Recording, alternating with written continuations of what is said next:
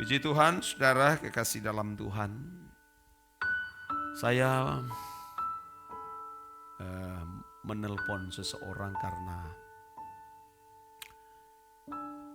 pernah menjadi rekan sepelayanan di gereja lama saya, saudara. Dan sempat sakit, ya saudara, yang cukup panjang. Dan akhirnya berlanjut dengan percakapan firman, ya saudara, dan itu menjadi sebuah kesempatan bagi saya untuk menyampaikan kebenaran yang murni, yang tentu kita pahami, yang disingkapkan oleh Tuhan tentunya, saudara. Wah, ada sekitar 3 jam, saudara. Sampai telinga saya jadi panas. Panas dalam arti karena saya pakai handphone, saudara. Jadi diskusi dan dialog terhadap firman yang murni. Dan saya mendapati betapa sulitnya, saudara, untuk mengubah mindset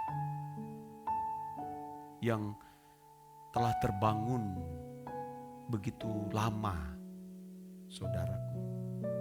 Yang konsep berpikir terhadap firman itu sudah tanpa disadari sudah jauh dari standar apa yang diajarkan oleh Tuhan Yesus.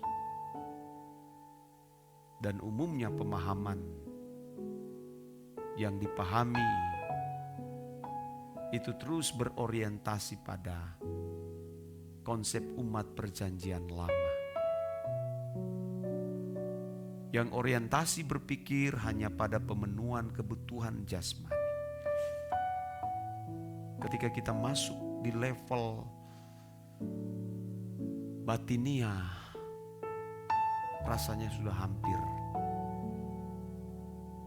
tidak mampu lagi untuk menerima. Tetapi dengan sabar, saudara, membimbing supaya paling tidak ada sesuatulah yang bisa tertanam, ya saudara. Sulit, saudara, untuk keluar dari pola hidup manusia lama. Apalagi kalau gereja membangun sebuah doktrin yang sebenarnya tidak diajarkan oleh Tuhan Yesus. Itu sulit untuk keluar dari situ, saudara. Karena sudah mengakar lama. Sehingga sulit mengikuti irama hidup. Tentu irama hidup yang dikenakan oleh Tuhan Yesus. Sebab irama hidup manusia pada umumnya adalah irama hidup yang dikenakan oleh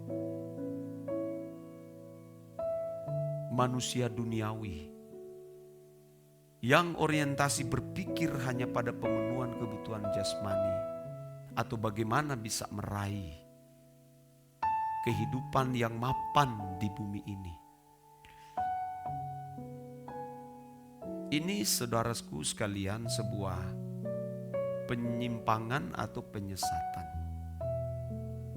Sehingga pada akhirnya banyak orang tidak memiliki kesediaan, kehilangan nyawa.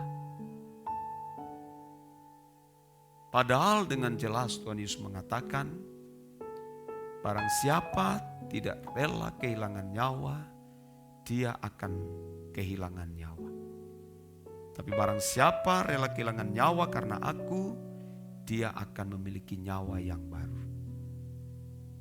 Matius 10 ayat 39, 16 ayat 25. Saudara, Anda bisa memperhatikan hari ini orang berlomba untuk menyelamatkan nyawa. Padahal, saudaraku, Tuhan Yesus itu tidak menyayangkan nyawa.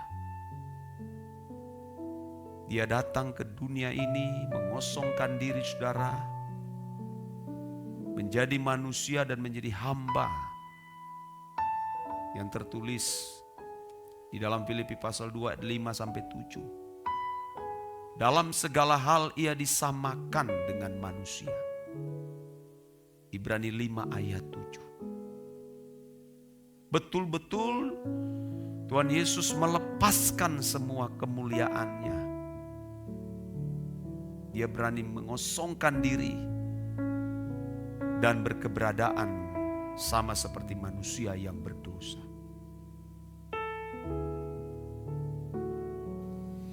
Dalam keadaan sama seperti manusia, ia menyediakan diri untuk taat sampai mati di kayu salib.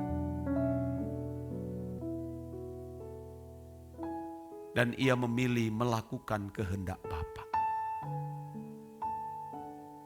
Saya berkata kepada rekan sepelayanan saya, saudara, di gereja lama, bahwa Tuhan Yesus itu tidak sukses. Kaget mendengar itu. Siapa bilang Tuhan sukses di bumi ini? Jangan sampai saudara kita mengikut Tuhan Yesus untuk mengejar kesuksesan dunia. Padahal Tuhan Yesus pun tidak sukses. Karena kesuksesan yang Tuhan Yesus miliki itu bukan di bumi. Kesuksesannya itu adalah di kerajaan Bapa. Sebab terbukti saudara, sampai Tuhan Yesus di kayu salib dia tidak memiliki apa-apa. Pakaian pun saudara betul-betul tidak miliki, sampai hanya membungkus bagian hanya cawat saudara.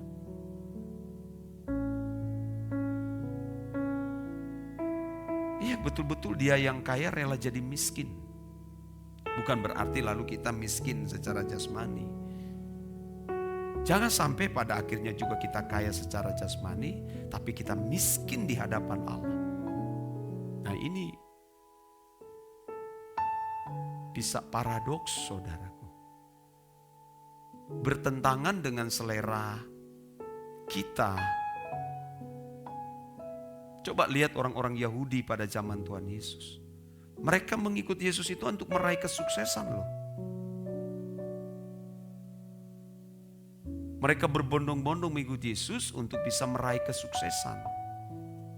Terlepas dari jajahan Romawi.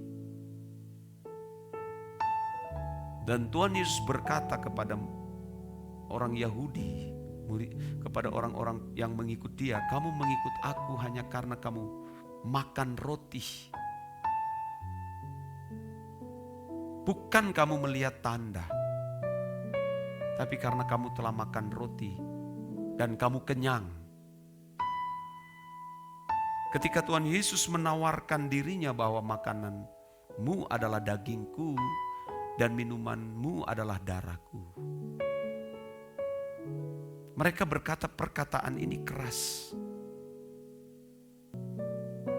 Sehingga di antara mereka meninggalkan Tuhan Yesus dan tidak lagi menjadi murid. Yohanes 6 ayat 66, mulai saat itu murid-muridnya meninggalkan Yesus dan tidak lagi mengikut dia.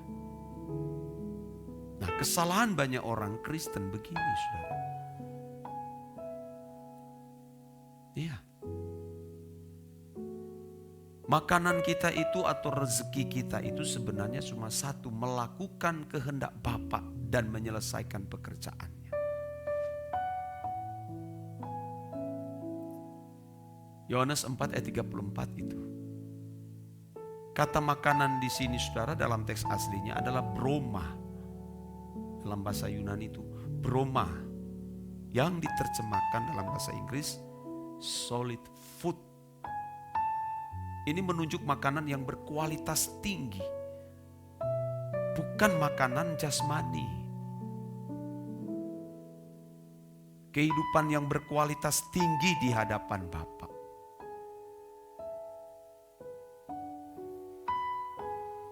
Jadi saudara harus memperhatikan ini ya saudara. Kita harus benar-benar menemukan kehendak Allah dan melakukannya. Banyak orang Kristen, saudara, itu hanya bekerja untuk roti yang dapat binasa.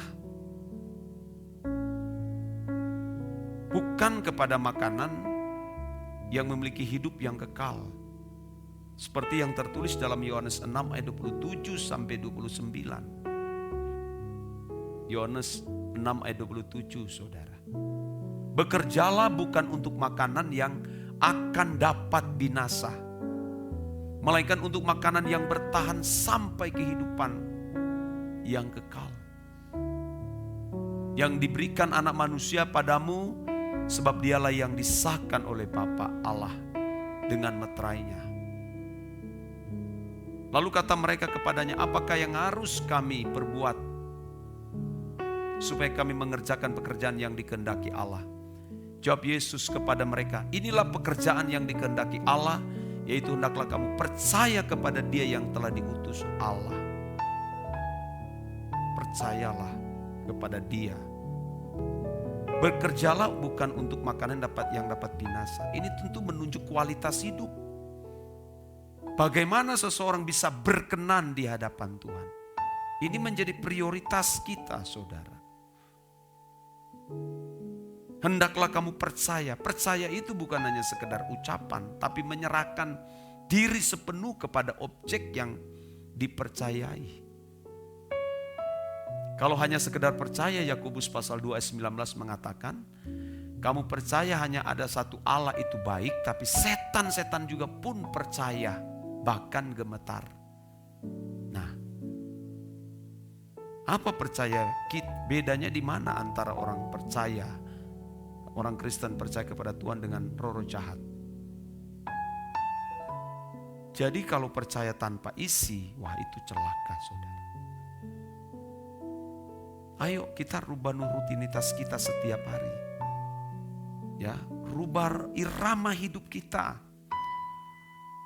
Kalau saudara percaya berarti saudara mengikuti jejaknya. Kalau saudara percaya saudara bersedia mengenakan irama hidup Tuhan Yesus. Kalau tidak, saudara, kita bukan orang percaya. Dan kita bukan pengikut Kristus. Ya. Ini menjadi pesan Tuhan bagi kita sekalian.